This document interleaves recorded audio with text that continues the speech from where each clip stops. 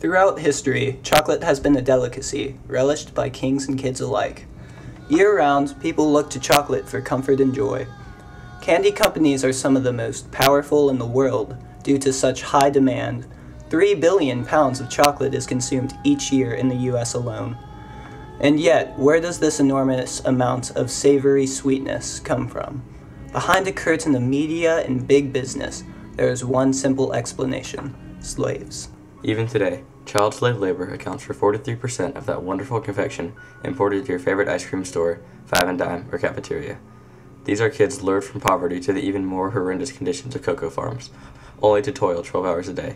Côte d'Ivoire alone contains about 600,000 farms, with an estimate of 15,000 child slaves.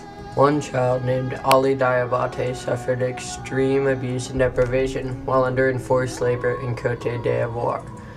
Begging on the street in Mali, he was approached by a man who promised him a new bicycle and $150 to help his poverty-stricken family.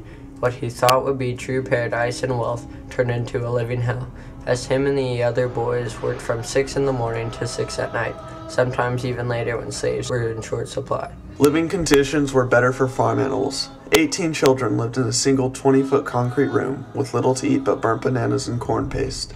Boys were often beaten with whips and bicycle chains for being too small or not working to the point of exhaustion. Ali Diabate was only 11 years old, and there are thousands of children just like him. Slave trafficking is not a new problem for this region.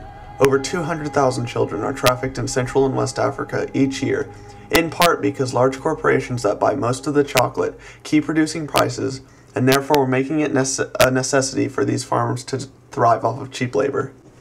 Beneath every chocolate wrapper, there hides a dark secret, one that may never be resolved.